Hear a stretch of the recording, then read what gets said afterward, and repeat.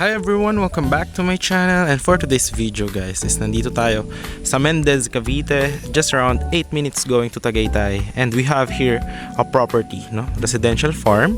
So tayo is nagmotor, no? Ito yung barangay road. Ayan. Nagmotor tayo going to this property. Ayan siya, no? Meron tayo available dito na 6 lots. Ayan. So makikita nyo, ayan yung may linya ng mga kuryente. Ayan, may mga kapitbahay. Alright. And here guys, gagawin yung ating concrete road. Diyan gagawin yung ating concrete road entrance. Ayan, ide-develop po yan. And then from here, ayan, from this point, no, yung kalsada, yung mga available lots natin, yung 5 lots na lang na remaining is isa yung nandun. So ito po is magkakaroon dyan ng kalsada. Then from here, gagawin dyan ng kalsada papunta doon. Andun yung isang lot, no? Then yung ibang lots natin, diretso dyan. Then nandun, corner, dalawa.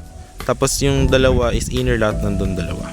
So papakita ko muna yung drone shot of the property para makita nyo yung kanyang kalakihan and yung aerial shot kung gaano siya kalapit sa property. And at the end of the video, ipapakita ko rin sa inyo kung gaano ka-accessible or kalapit itong property natin going to Tagaytay. So ipapakita natin yan dito.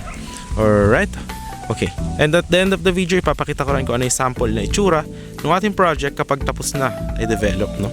Para makita nyo yung mga ano niya, yung itsura. And dito po is no required house design. Alright. Ipapakita ko muna yung drone shot of the property. And 3, 2, 1. Ito po yung drone shot.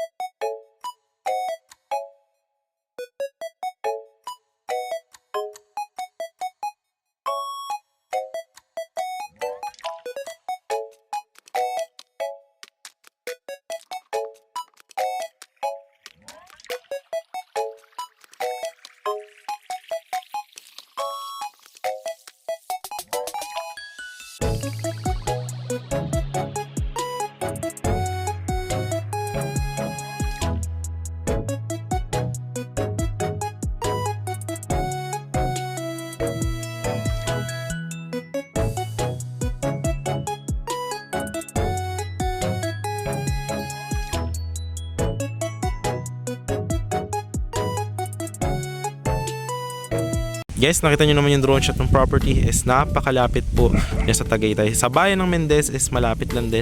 Maraming mga bilihan na malapit, no? Mga markets, ayan. And napakataba po ng lupa dito, no? So alright.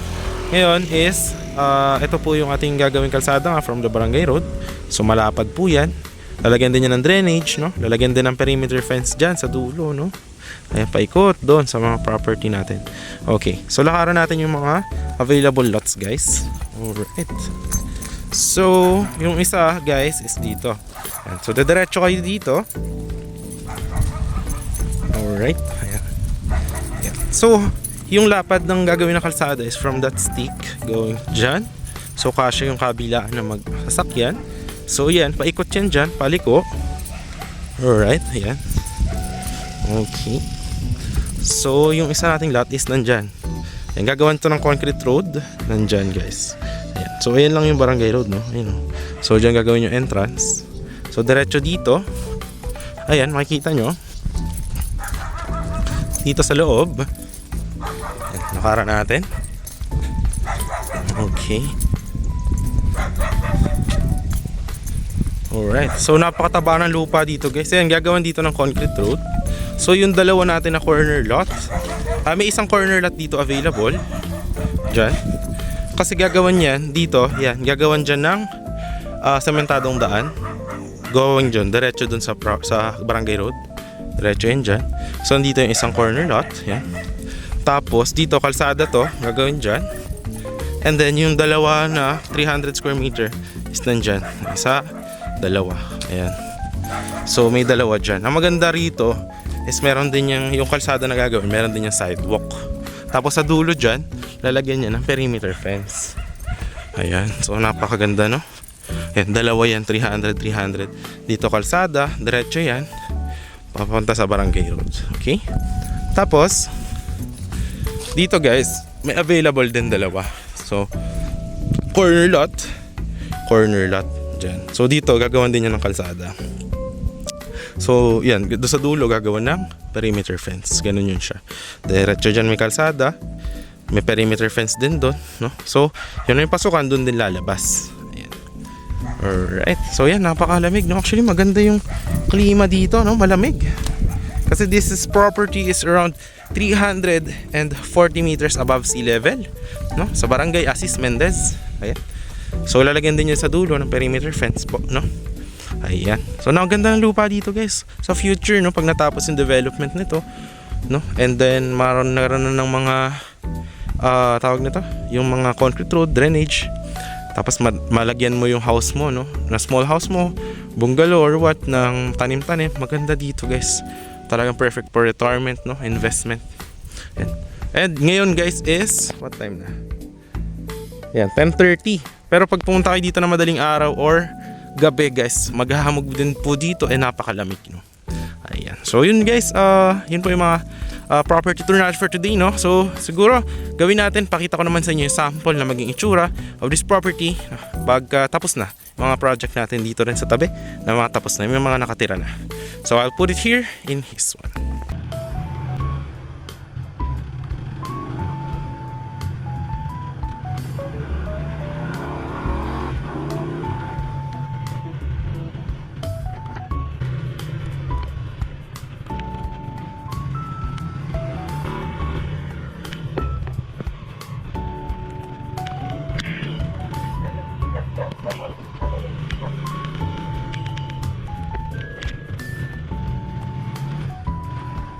Yes, ito yung isa sa inikutan natin na katabi lang nung project natin na bagong open.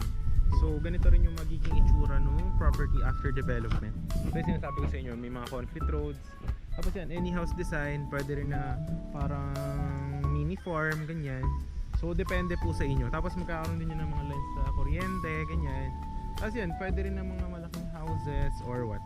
So yan, mga ganyan. Pwede nyo rin bakudan, tapos lagay ng mga halaman. So depende na po yan sa inyo. So yan, actually dito katabi niya lang din tong yung project namin na yun na bagong bukas. So dito is yung mga client na kumuhas dati, yan, natapos na kasi yung development dito. So yan, dito na sila nakatira. So actually mga ano lang to, mga actually 7 minutes to Tagaytay. Yung sa property kanina mga 10 minutes, kasi mga 3 minutes from the property going to this one. So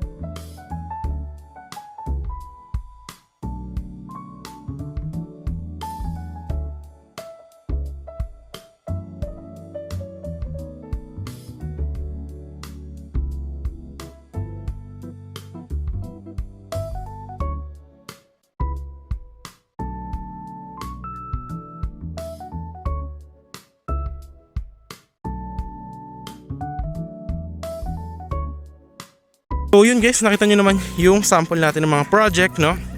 Pagkatapos na po, no? Ayan. So ganun din po ang mangyayari dito, no record house design. So ayan, dalawa dyan na corner lot. Ayan, tapos may dalawang dito na 300, no? Ayan. So yun, guys, if you are interested in this one, message nyo lang ako. Alright.